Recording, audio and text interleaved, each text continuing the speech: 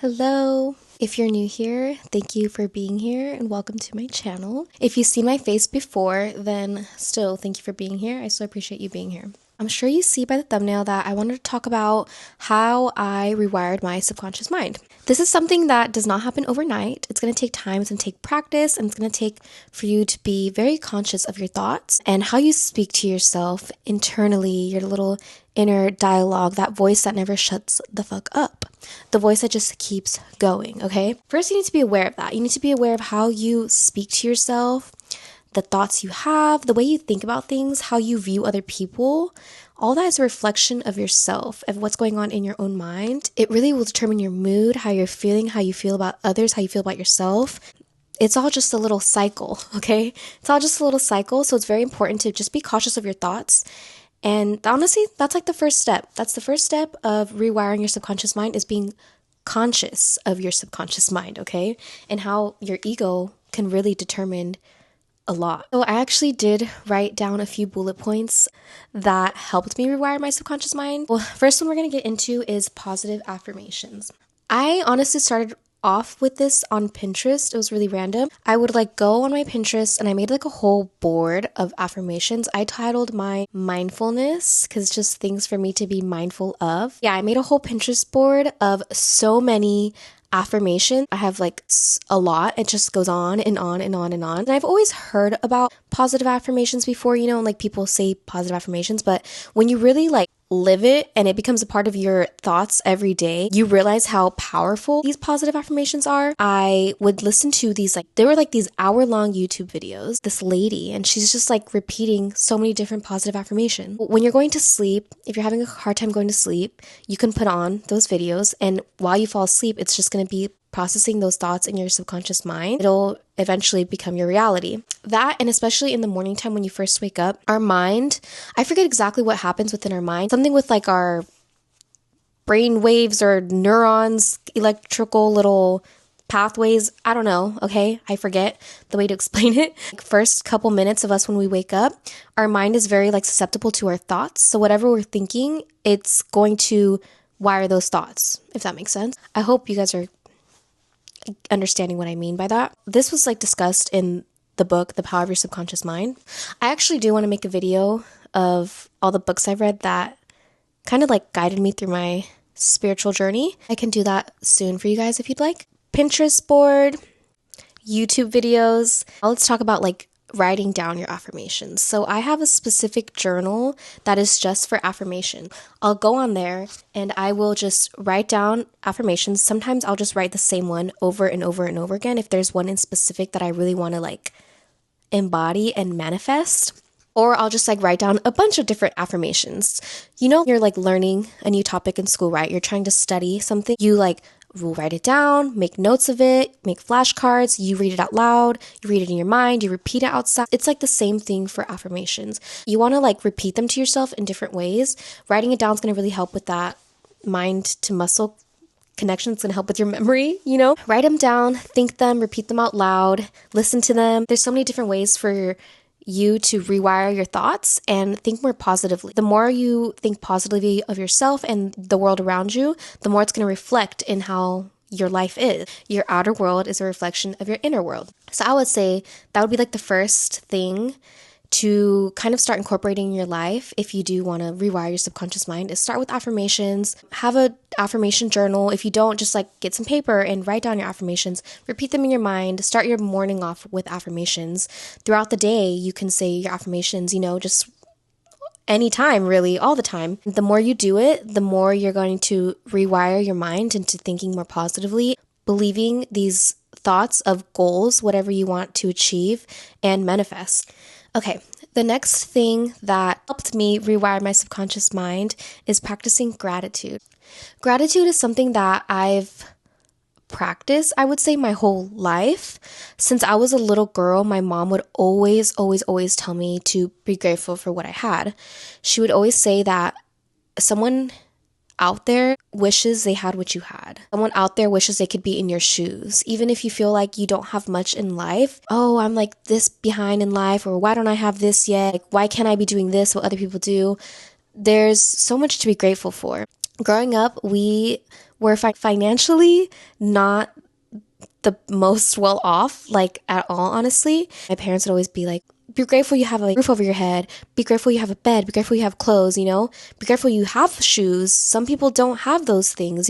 There's so much to be grateful for on your day-to-day basis, whether you think that you don't have much, you do. From a simple thing, being grateful for having socks, being grateful for having your vision, being grateful for having your hearing, being grateful for having warm bed to lay your head at night, being grateful for having your taste buds, being grateful for having being able to breathe through your nose correctly. Like, there's so much to be grateful for. The more you start to realize all the things that you have in your life, the more that you're grateful for more. I catch myself every morning saying, I'm so grateful for my life. I'm so grateful for my job. I'm so grateful for my clients. I'm so grateful for my loved ones. I'm so grateful for the health of my loved ones. I'm so grateful for my health. I'm so grateful to be loved and adored by the universe. I'm so grateful that the universe is always conspiring in my favor. The universe is always working out in my favor, and I'm so grateful that the universe absolutely adores and cherishes me. There's so much to be grateful for. It's also known that when you do practice gratitude more in your life, the more you get out of life, the more the universe will bless you with things and manifestations and luck and more blessings. The more you're grateful, the more blessings you will receive. That's just how the universe works. That's just how energy works. Like, practice gratitude.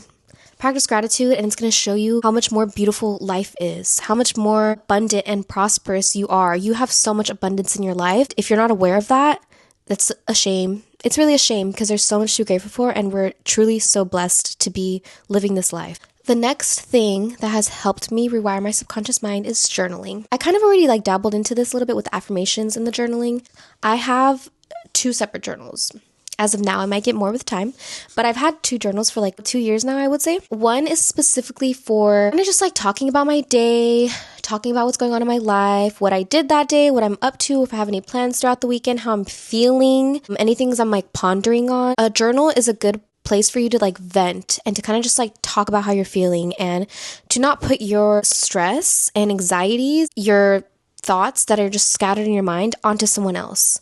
A lot of the times we will vent and just pour into other people, and you never know what headspace they're in. If they're in a good headspace, in a positive headspace, what if they're already in a negative headspace and they're having a bad mental health day or something, and you're just over here venting and complaining and nagging, putting this all onto somebody else, putting this negative energy onto somebody else. You haven't even checked in with them to say, is it okay if I vent to you about something real quick?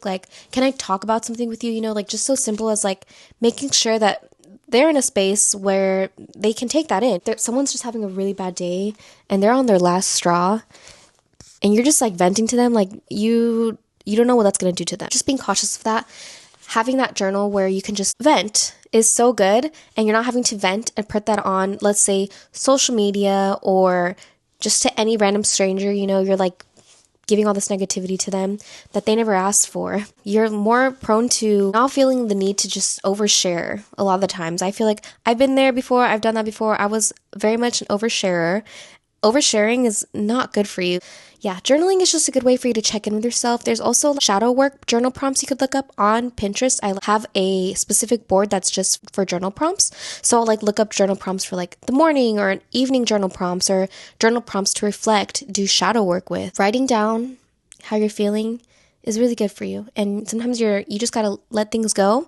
And that's a perfect way for you, and a perfect outlet for you to just let things go and let your thoughts flow. Look back at how you were doing a couple months ago, or how you were doing this time last year, how your thoughts were, how you were feeling, all those things. Okay, the last thing that has helped me rewire my subconscious mind has been being mindful. Okay, this is gonna get a little deep.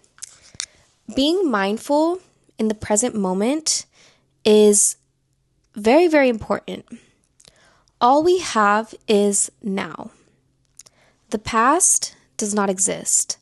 The past is just thoughts and memories, and we're able to feel things from the past, emotions and thoughts and memories in our mind, but it doesn't exist. The future does not exist. The future only exists in our minds. We only have an idea of the future. We don't really know what happens in the future. So it doesn't exist. All you have is now.